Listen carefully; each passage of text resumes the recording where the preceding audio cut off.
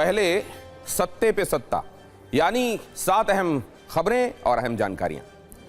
आज पहले आपको मौलाना असीम मुनीर से मिलवाएंगे, जो भरे मंच पर ऑपरेशन सिंदूर का जिक्र करते अल्लाह का नाम लेकर फंस गए। असीम मुनीर ने कहा, अल्लाह ने हालात बिगड़ने से बचा लिए। इसके अलावा सत्ता में आज हम आपको यह भी बताएंगे कि कैसे मुनीर अपनी कट्टर नीति और आतंकियों से साठ गांठ पर मजहबी पेंट का मुलम्मा चढ़ा रहे हैं। एक बड़ी खबर दिल्ली से है, जहां हाईकोर्ट ने सोनिया और राहुल गांधी को नोटिस जारी किया है। मामला नेशनल हेराल्ड केस से जुड़ा हुआ है और जवाब ईडी की याचिका पर मांगा गया है। ईडी की याचिका पर निचली अदालत ने संज्ञान लेने से इनकार कर दिया था, जिसके बाद प्रवर्तन निदेशालय ने इसे हाईकोर्ट में चुनौती दी थी। आज दिल्ली में एक बड़ी सियासी मुलाकात भी हुई।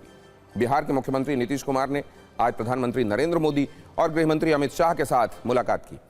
बिहार में फिर सत्ता संभालने के बाद पीएम और नीतीश कुमार की यह पहली मुलाकात थी। नीतीश के साथ बिहार के डिप्टी सीएम सम्राट चौधरी और केंद्रीय मंत्री ललन सिंह भी मौजूद थे। और आज एक शुद्ध राजनीतिक कुंजी यूपी में नमूनों वाले सियासी कलेश पर भी होगी। सीएम योगी ने कहा है कि देश के अंदर 2 नमूने हैं, एक दिल्ली और एक लखनऊ में बैठते हैं। उनके इस जुबानी तीर को अखिलेश यादव ने कैसे कटाक्ष से उल्टा कर दिया, वो भी देखिएगा। एक बड़ा अपडेट यह है कि अरावली विवाद पर केंद्रीय पर्यावरण मंत्री भूपेंद्र यादव ने सफाई दी है। उन्होंने कहा कि कुछ लोगों ने सुप्रीम कोर्ट के फैसले को लेकर भ्रम फैलाया है और गलत जानकारी दी है। भूपेंद्र यादव ने कहा, इस इलाके में माइनिंग पर सख्ती बरकरार है और सरकार अरावली को बचाने के लिए प्रतिबद्ध है। उधर भारत के लिए आर्थिक मोर्चे पर एक शुभ समाचार है। लंबे इंतजार के बाद भारत और न्यूजीलैंड के बीच फ्री ट्रेड डील हो गई है। इस समझौते के तहत 95% वस्तुओं पर टैरिफ में कमी कर दी गई है। पीएम मोदी और न्यूजीलैंड के प्रधानमंत्री ने फोन पर बातचीत की। दोनों देशों के बीच में 5 साल में व्यापार दोगुना करने का लक्ष्य रखा गया। सत्ते पर सत्ता का 7वां एलिमेंट ये कि सोने और चांदी ने एक बार फिर नया रिकॉर्ड बनाया। दोनों ऑल टाइम हाई पर पहुंच गए। India Boolean and jewellers association के मुताबिक 10 ग्राम सोना अब 1,33,000 का हो गया है, जबकि 1 किलो चांदी की नई कीमत है 2,07,550। और सत्ता में सबसे पहले सत्ते पर सत्ता के बाद अब आपको असीम मुनीर से मिलवाते हैं, जिनके नाम के साथ आपने अब तक फील्ड मार्शल या चीफ ऑफ डिफेंस फोर्सेस वाले खिताब देखे हैं, लेकिन आज हम आपको पाकिस्तान के जिस शख्स से मिलवाने जा रहे हैं वो असीम मुनीर का मौलाना एडिशन है। जी, मौलाना संस्करण, जो भरी सभा में सैकड़ों लोगों के बीच कट्टर तकरीरें कर रहे हैं, अपनी कट्टरता पर मजहबी पेंट चढ़ा रहे हैं, लेकिन बोलते बोलते कैसे असीम मुनीर अल्लाह का नाम लेकर फंस गए, देखिए सत्ता में। मुनीर पाकिस्तान के मंचों से ऐसे भाषण देने के लिए कुख्यात हैं जिन्हें सुनकर कोई भी कंफ्यूज हो जाए कि ये पाकिस्तान का कोई जनरल है या कट्टरपंथी मौलाना, क्योंकि उनकी बातों में जहर, हिंदुओं के प्रति नफरत और झूठ की मात्रा बहुत ज्यादा होती। अब एक बार फिर असीम मुनीर ने मजहबी कार्ड दिखाकर कट्टरता का डिस्काउंट कूपन कैश कराने की कोशिश की। इसके सबूत उनके संबोधन के कई कीवर्ड्स हैं जो मुनीर ने कुछ दिन पहले इस्लामाबाद में नेशनल उलेमा कॉन्फ्रेंस में इस्तेमाल किए, जो अब वायरल हो गए। इसमें मुनीर ने अल्लाह का नाम लिया, कुरान की आयतें पढ़ी, अपने जवानों को जंग के फरिश्ते तक करार दिया, मक्का मदीना का जिक्र किया और इसके अलावा जिहाद, फतवा जैसे कीवर्ड्स प्रयोग किए गए। तो अब पाकिस्तानी जनरल के दिमाग और विचारों पर गिरे जहरीले एजेंडे वाले शटर को उठाते हैं और बताते हैं कि कैसे अल्लाह का नाम लेकर मुनीर ऑपरेशन सिंदूर में मिली हार को छिपाने की कोशिश कर रहे हैं, लेकिन उल्टे एक्सपोज हो गए। पाकिस्तान अब तक कहता रहा है कि भारत के खिलाफ उसके बुनियान उल मरसूस में उसे जीत हासिल हुई, लेकिन अब मुनीर ने कबूल लिया है कि अल्लाह की वजह से हालात बिगड़ने से बच गए। अब तक शहबाज और मुनीर की सत्ता पाकिस्तान के झूठ के पोस्टर लहराती रही है कि भारत के खिलाफ जंग में उसके सैनिक बड़ी जंगबाजी के साथ, जांबाजी के साथ लड़े, लेकिन अब मुनीर कह रहे हैं कि भारत के खिलाफ उन्हें अल्लाह की ही मदद मिली जिससे वो बच गए। अब तक पाकिस्तान झूठ के रॉकेट उड़ाता रहा है कि उसकी सेना ने भारत के 6 रफेल जेट गिरा दिए। अब मुनीर ने कहा है कि उन्होंने ये महसूस किया कि पाक सेना को अल्लाह की तरफ से मदद आई। इसके अलावा पाकिस्तान अब तक कहता था कि उसने भारत के आदमपुर एयरबेस को तबाह किया, लेकिन अब मुनीर अपनी हार को अल्लाह का नाम लेकर छिपाने की पूरी कोशिश में लगे दिखाई देते हैं। यानी वो अल्लाह के नाम को अपनी ढाल के तौर पर इस्तेमाल करने में जुटे हुए हैं, लेकिन ऐसा करके उन्होंने खुद को ही एक्सपोज कर दिया है। आप मुनीर का वो संबोधन भी सुनिए जो पाकिस्तान से लेकर सोशल मीडिया तक में वायरल हो रहा है। जब बात हाथ से बाहर चली जाती है तो क्या कहते हैं, अब तो भगवान ही बचा सकता है, अब तो भगवान ही मालिक है, अब तो अल्लाह ही हाफिज है। और यहां यह कहा गया कि उस वक्त हमको महसूस हुआ कि अल्लाह ने ही मदद भेजी। अब आप सोच रहे होंगे आखिर असीम मुनीर इतना मजहब क्यों कर रहे हैं, वो कुरान की आयतें क्यों पढ़ रहे हैं, कलमा और जिहाद का नाम क्यों ले रहे हैं। तो इसके पीछे असीम मुनीर का एक खास एजेंडा है जिसे डिकोड किया जाना बहुत जरूरी है। दरअसल असीम मुनीर ने जो कहा है उससे स्पष्ट है, बिल्कुल साफ है कि वो अल्लाह का नाम लेकर ऑपरेशन सिंदूर की हार को छिपाने की, ढकने की कोशिश कर रहे हैं, और ये उनकी हालिया मजबूरी भी है। वो जुबान पर अल्लाह का नाम लेकर अपने कर्मों पर मजहब का पर्दा डालने में लगे हुए हैं। मुनीर को पता है कि पाकिस्तान के लोगों का मन बहलाने के लिए सबसे सुरक्षित टूलकिट मजहब ही है, इसीलिए वो अपने लगभग हर मंच से संबोधन के जरिए आवाम का मजहबी ब्रेन वॉश करने की कोशिश कर रहे हैं। उन्हें लगता है कि मजहब का ग्रीन कार्ड दिखाकर वो आतंकियों से अपनी कट्टर फ्रेंडशिप को जायज ठहरा देंगे, लेकिन ऐसा होगा नहीं। और मुनीर का सबसे जरूरी मकसद, उन्हें पता है, मजहब की आड़ लेकर और भारत के खिलाफ नफरत की गोलियां चलाकर वो अपनी सत्ता को बनाए रख सकते हैं, और यही सबसे आसान तरीका है कुर्सी पर जमे रहने का उनके लिए। इसीलिए वो तसल्ली बख्श तरीके से इसमें लगे हुए हैं। और असीम मुनीर ऐसा एक बार दो बार नहीं, कईयों बार कर चुके हैं। इस पर भी आपको एक फ्लैशबैक रील दिखा देते हैं। जी, तो ये पहली बार नहीं हुआ है, इसका एक सिलसिला रहा है, उसी की एक कड़ी है ये। वैसे असीम मुनीर अपने भाषणों में अक्सर इस्लामी संदर्भों का इस्तेमाल करते हैं, रेफरेंसेस देते हैं इस्लामी, और इस्लामी विचारधारा को बढ़ावा देते हैं। वैसे जिस मुल्क से आते हैं वहां ऐसा करना जायज ठहराया जा सकता है, लेकिन जब वो मजहब के नाम पर कट्टरता का कूपन रिचार्ज करने की कोशिश करते हैं तो उस पर सवाल जरूरी हो जाते हैं। मुनीर वो शख्स हैं जिन्हें पाकिस्तान में मौलाना मुनीर भी कहा जाता है, और इसकी एक वजह भी है। पाकिस्तान के CDF, chief of defence forces, Asim Munir को हाफिज़े कुरान भी कहते हैं, क्योंकि ऐसा दावा किया जाता है कि मुनीर ने कथित तौर पर पूरी कुरान याद कर ली है।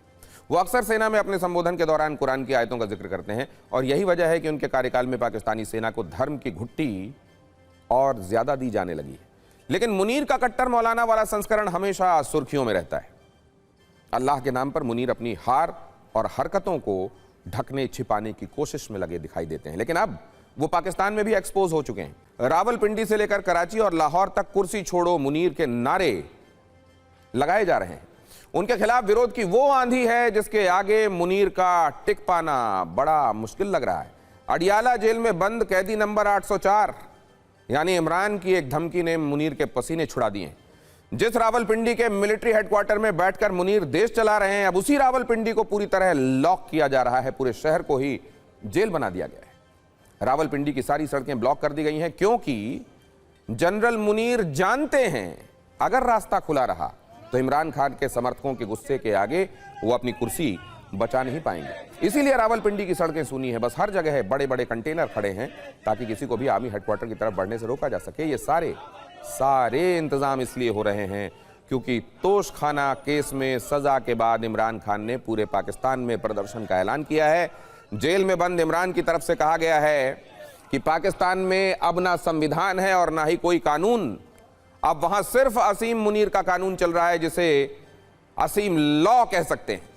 इमरान ने अब संदेश में समर्थकों से आंदोलन की तैयारी करने के लिए कहा है। इमरान का संदेश है कि जब तक पूरी कौम को अब अपनी कौम को अपने हक के लिए उठना ही पड़ेगा, और इसके लिए अगर उन्हें मरना भी पड़े तो गवारा करना ही पड़ेगा। इमरान की इस बात को, उनके संदेश को, या यूं कहें धमकी को पाकिस्तान में एक असर डालते भी देखा जा रहा है।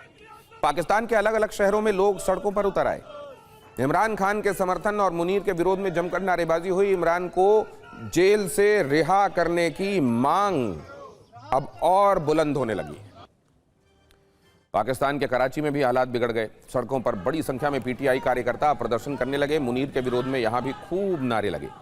पाकिस्तान के प्रमुख शहरों के अलावा गिलगित बाल्टिस्तान के स्कर्दू तक इस आंदोलन की चिंगारी देखने को मिली। मुनीर को डर है अब यही चिंगारी आग बनकर रावलपिंडी और इस्लामाबाद तक भी पहुंच सकती है। इसी डर ने मुनीर की नींदें उड़ा दी। तय किया गया कि पूरे रावलपिंडी की नाकाबंदी कर दी जाए, किसी को भी आने जाने की इजाजत न मिले। ये डर इतना ज्यादा है कि रावलपिंडी शहर में धारा 144 लगा दी गई। किसी को भी बगैर पूरी जांच पड़ताल शहर में आने नहीं दिया जा रहा। मिलिट्री हेडक्वार्टर जाने वाली सड़कें सील कर दी गई हैं। कोई जगह वहां देखिए आप, वहां बड़े बड़े कंटेनर रखकर सड़कें ब्लॉक कर दी गई हैं। आंदोलनकारियों को सूचना ना मिले इसलिए मोबाइल और इंटरनेट बंद कर दिए गए हैं। कई अतिरिक्त एसपी, डीएसपी लेवल के ऑफिसर्स तैनात किए गए हैं और इतना ही नहीं, पुलिस के साथ रेंजर्स की भी तैनाती है। पीटीआई के आंदोलन को कुचलने के लिए उनके नेताओं और कार्यकर्ताओं की गिरफ्तारी हो रही है। इस तरह की पाबंदियों से मुनीर ने अपनी तानाशाही का सबूत खुद अपनी आवाम को दिया है, जिसके बाद अब उनकी सत्ता बिल्कुल साफ हिलती हुई नजर आ रही है। और सत्ता में अब राजनीतिक खबरों की बात भी कर लें, जिनका केंद्र दिल्ली से लखनऊ शिफ्ट हो गया है। आखिरी शुक्रवार तक दिल्ली में संसद का शीतकालीन सत्र था तो चर्चा में दिल्ली की खबरें थी। अब लखनऊ विधानसभा का शीतकालीन सत्र चल रहा है तो खबरों में लखनऊ की राजनीति ने ज्यादा स्पेस ले लिया है। लखनऊ से आई राजनीतिक खबरों में 3 शब्द सबसे ज्यादा ट्रेंडिंग है। पहला शब्द है नमूना। सीएम योगी ने बगैर किसी का नाम लिए नमूना कहा, इस पर विपक्ष ने वॉकआउट कर दिया। दूसरा शब्द है कोडीन कफ सिरप, जिस पर विधानसभा में खूब हंगामा हुआ। और तीसरा शब्द है बुलडोजर, जो कोडीन कफ सिरप मामले में चलने वाला है। इन तीनों शब्दों पर आज तीखी चर्चाएं हुई और वॉकआउट वाला दांव चला गया। सबसे पहले बात करते हैं नमूना शब्द की। दरअसल यूपी विधानसभा में आज कोडीन कफ सिरप पर चर्चा हो रही थी। इसी चर्चा में सीएम योगी आदित्यनाथ ने कहा कि देश में 2 नमूने हैं, एक दिल्ली और एक लखनऊ में। देश में कोई चर्चा होती है तो वो फौरन देश छोड़कर भाग जाते हैं, और यही आपके बबुआ के साथ भी है। वो भी इंग्लैंड जाएंगे और यहां आप चिल्लाते रहेंगे। सीएम के इस तीखे हमले के बाद समाजवादी पार्टी ने आपत्ति जताते हुए सदन से वॉकआउट कर दिया, लेकिन जवाब आया अखिलेश यादव की तरफ से। उन्होंने इस पर कटाक्ष किया। उन्होंने कटाक्ष करते हुए कहा, किसी ने नहीं सोचा था कि दिल्ली और लखनऊ के बीच का टकराव इस स्तर तक पहुंच जाएगा। संवैधानिक पदों पर बैठे लोगों को अपनी मर्यादा नहीं लांघनी चाहिए। बीजेपी को अपनी अंदरूनी लड़ाई को सार्वजनिक मंच पर नहीं लाना चाहिए। कुल मिलाकर कहानी यह रही कि सीएम योगी आदित्यनाथ ने नमूना कहकर विपक्ष के बड़े नेता को टारगेट किया, जबकि अखिलेश ने कटाक्ष के जरिए सीएम योगी की बातों पर बीजेपी नेताओं को ही घेर लिया। वैसे विधानसभा में इस पर थोड़ा हल्ला हंगामा और बॉयकॉट वाली कहानी हुई और समाजवादी पार्टी की आपत्ति पर स्पीकर ने कहा कि सीएम ने किसी का नाम नहीं लिया, इस पर हंगामा क्यों है? देश के अंदर 2 नमूने हैं, एक दिल्ली में और एक लखनऊ में बैठते हैं। जब देश में कोई चर्चा होती है तो तुरंत वह देश छोड़ करके भाग जाते हैं, और मुझे लगता है कि यही आपके बबुआ के साथ भी हो रहा होगा। वह भी देश से फिर जाएंगे इंग्लैंड की सैर सपाटे में और आप लोग यहां चिल्लाते रहेंगे। मुख्यमंत्री जी सदन के सम्मानित नेता हैं, वहीं पर आपने किया ना, तो आपने और कभी कभी समाप्त कर दिया, उसका उत्तर आ गया। उनकी वाणी ऐसी निकलती है जो उनके सब अनुरूप नहीं रहता। अभी आपने कहा 2 नमूने हैं, एक समाजवादी पार्टी, एक वो। तो उन्होंने किसी का नाम तो लिया नहीं। ये नमूने नहीं है, अपने ऊपर कैसे समझ? ये नमूने नहीं है, ये अरे आप नाम तो लिया नहीं, नेता प्रतिपक्ष किसी का नाम तो लिया नहीं। अरे आप क्यों समझते हो उनको? माननीय मुख्यमंत्री जी ने किसी का नाम नहीं लिया, किसी का, अरे हुआ, उसमें हुआ ये माननीय, किसी का नाम मान्यवर नहीं लिया। सैकड़ों मौतें कही। नहीं, उसमें हुआ ये माननीय मंत्री जी, उसमें ना एक आदमी नारा लगा रहा था कि सरकार चोर है, सरकार चोर है। तो उसने, थानेदार ने कहा कि भाई क्यों बोल रहे हो इसका? तो उसने कहा मैंने नाम तो लिया नहीं। तो उसने कहा मुझे पता तो है, तो नाम तो लिया नहीं, आप क्यों बोल रहे हो? और नमूने वाली राजनीति से पहले कफ सिरप पर बहस हुई। समाजवादी पार्टी के कुछ विधायक अपनी पीठ पर कोडीन कफ सिरप घोटाले का पोस्टर लगाकर घूम रहे थे, तो कुछ विधायक इस मामले में गिरफ्तार आरोपी यूपी एसटीएफ से बर्खास्त सिपाही आलोक सिंह के आलीशान मकान का कटआउट लेकर भी पहुंचे। और इस सबके बीच समाजवादी पार्टी के विधायक अतुल प्रधान ने आज की दूसरे सबसे ज्यादा ट्रेंडिंग शब्द बुलडोजर पर चर्चा की। उन्होंने पूछा कि सरकार बुलडोजर चलाने में माहिर है, इन आरोपियों पर बुलडोजर कब चलेगा? सीएम ने इस पर जवाब दिया, चिंता मत करिए, कोई भी अपराधी बचेगा नहीं, समय आने पर बुलडोजर एक्शन की तैयारी भी रहेगी। यानी कफ सिरप एपिसोड में बुलडोजर वाला एक्शन अभी बाकी है। हालांकि सरकार ने साफ किया है कि कोडीन कफ सिरप का लाइसेंस समाजवादी पार्टी सरकार में दिया गया था, इसमें कोई बचेगा नहीं। कोडीन कफ सिरप से यूपी में किसी की मौत नहीं हुई है। यूपी में कोडीन कफ सिरप का प्रोडक्शन नहीं होता था। माने वो सरकार बुलडोजर में माहिर है, लेकिन बुलडोजर पता नहीं कहां चला गया, ड्राइवर सो गया या कोडीन पीकर नशे में है, चाबी पता नहीं कहां खो गई। हजारों करोड़ का जिसने महल बना रखा है उसके घर पर, धन्यवाद। उस सिपाही के घर पर नहीं पहुंची। अगर आप इसकी गहराई में जाएंगे तो घूम फिर करके वही मामला है कि वो कहीं ना कहीं कोई ना कोई समाजवादी पार्टी से जुड़ा हुआ नेता या उनसे जुड़ा हुआ कोई ना कोई व्यक्ति उसकी चपेट में आता है। और इलीगल ट्रांजैक्शन भी जो हुआ है वो अभी आपकी लोहिया बहाने के एक पदाधिकारी के अकाउंट के माध्यम से हुआ है। और इस मामले में कोई भी अपराधी छूटने नहीं पाएगा। और चिंता मत करिए, समय आने पर बुलडोजर एक्शन भी, उसकी तैयारी भी रहेगी। उस समय चिल्लाना मत करो। प्रधानमंत्री जी के संसदीय क्षेत्र से जिसका नाम शुभम जायसवाल चला गया दुबई, ये व्यापार, ये भ्रष्टाचार की जड़ें बहुत नजदीकी से सत्ता संरक्षित लोगों के पास हैं। कोडीन कफ सिरप से उत्तर प्रदेश के अंदर कोई मौत नहीं हुई है। इस मामले में एनडीपीएस के अंतर्गत कार्रवाई होगी। ये उत्तर प्रदेश सरकार इस मामले को कोर्ट में जीती है। उत्तर प्रदेश ने इस मामले को लड़ा है। उत्तर प्रदेश में इसका जो सबसे बड़ा होलसेलर, जो बड़े होलसेलर हैं, जिसको सबसे पहले एसटीएफ ने पकड़ा था 2016 में, उसको लाइसेंस समाजवादी पार्टी ने जारी किया था। इन राजनीतिक हमलों से मामला खत्म नहीं और सदन के अंदर के साथ साथ बाहर भी कोडीन कफ सिरप पर धरना प्रदर्शन की तरफ मामला जाता दिखाई दे रहा है। दोनों तरफ से तीखे तीखे बयान दिए गए।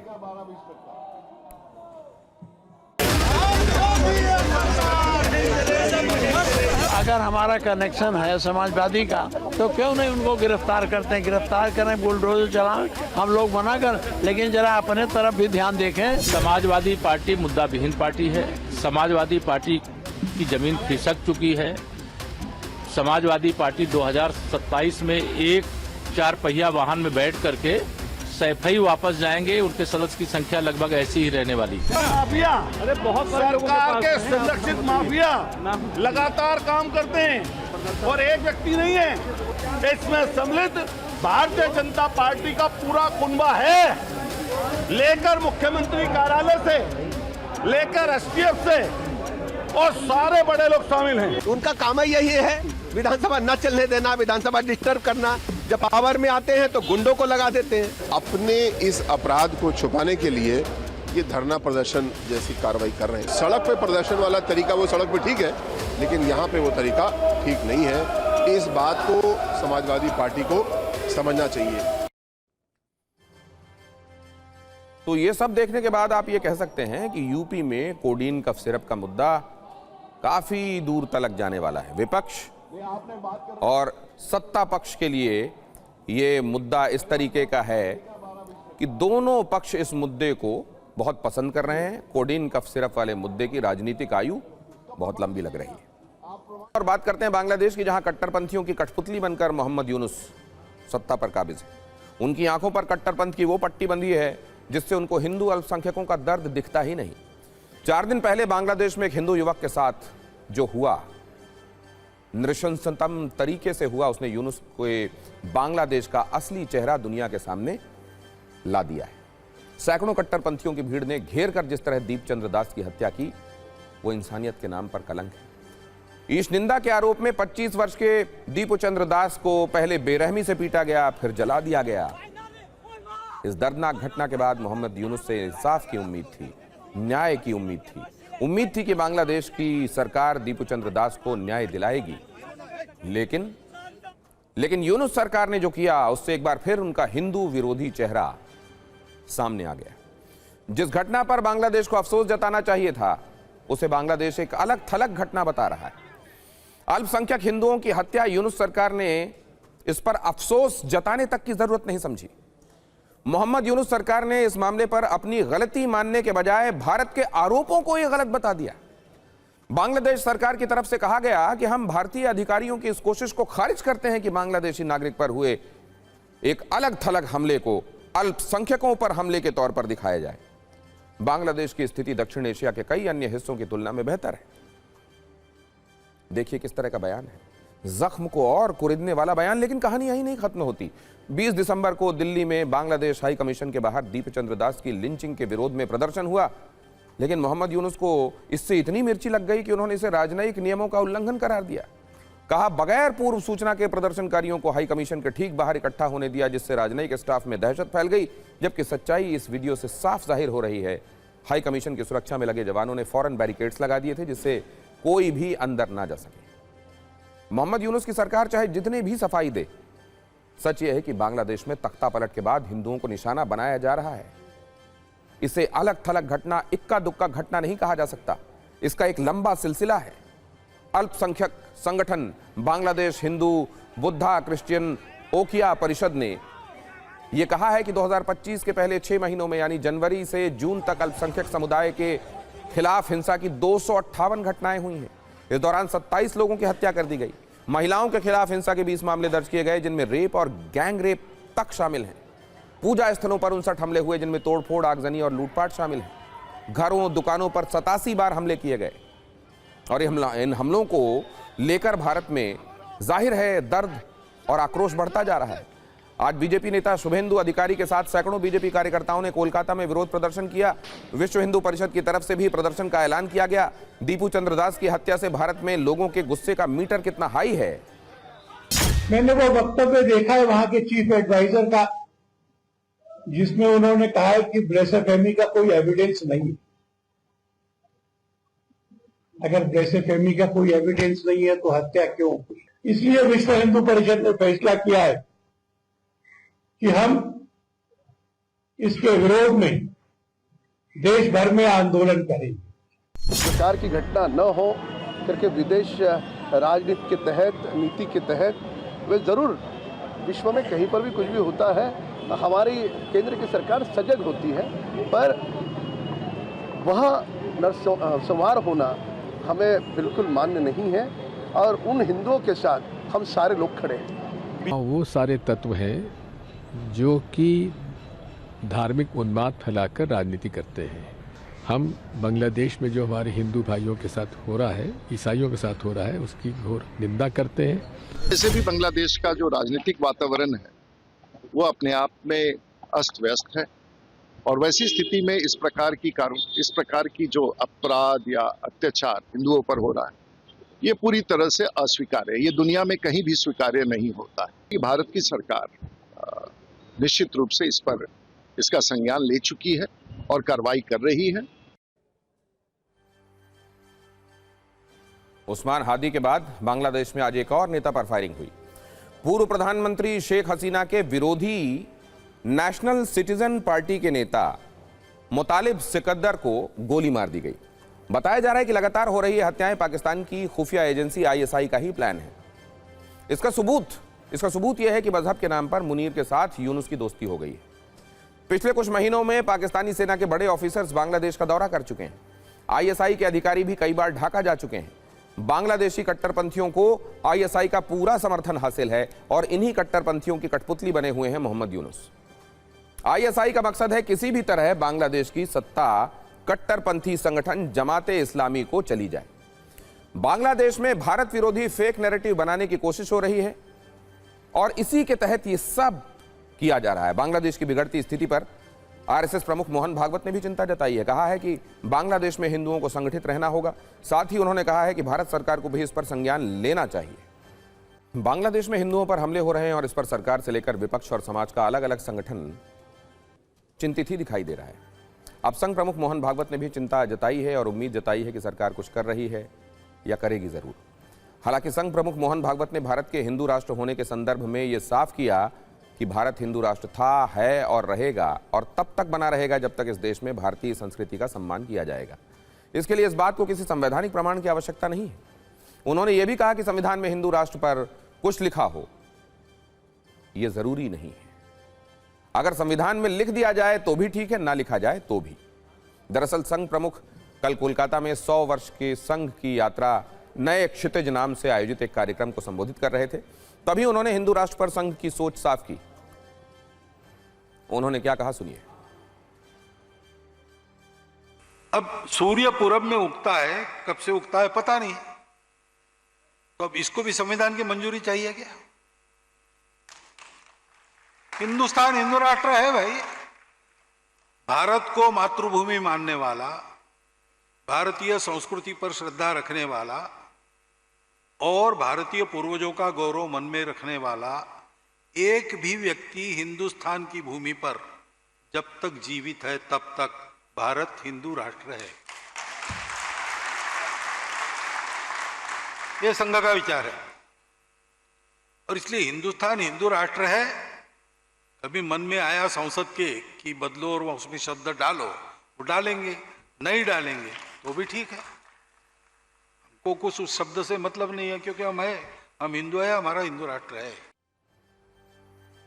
मोहन भागवत ने यह भी साफ कहा कि किसी एक पूजा पद्धति, एक खान पान का नाम नहीं है हिंदू। हिंदू कोई धर्म मजहब भी नहीं है, हिंदू एक स्वभाव है। भारत का कोई भी व्यक्ति जो इस स्वभाव को मानता है वो हिंदू है। हालांकि कांग्रेस समेत कई विपक्षी दलों को मोहन भागवत की यह बात पसंद नहीं आई। तो धर्म पर आधारित संविधान ये किसकी विशेषता है?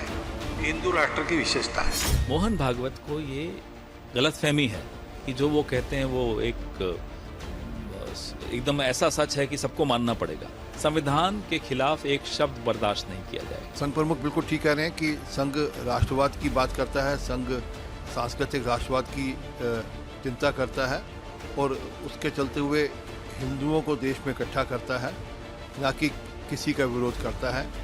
ना धर्म, ना जाति, ना पंथ के अनुसार संघ में काम नहीं होता। जब वो हिंदू राष्ट्र की बात कर रहे हैं तो साफ करना होगा, देश के सामने तस्वीर रखना होगा कि जो हिंदू राष्ट्र का नक्शा बनेगा उस नक्शे में बाबा साहब भीमराव अंबेडकर का जो आज संविधान है, तो क्या वो संविधान उसी तरह रहेगा कि उस संविधान को हटा करके वो मनवादी कोई व्यवस्था वाला संविधान रहेगा?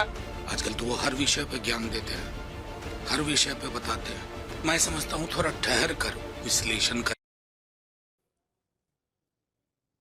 और इस दौरान मोहन भागवत ने बीजेपी आरएसएस के बीच दूरियों की चर्चा भी की। उन्होंने कहा कि नरेंद्र भाई और अमित भाई हमारे स्वयंसेवक हैं, इसलिए निकटता है, इसमें राजनीति नहीं है।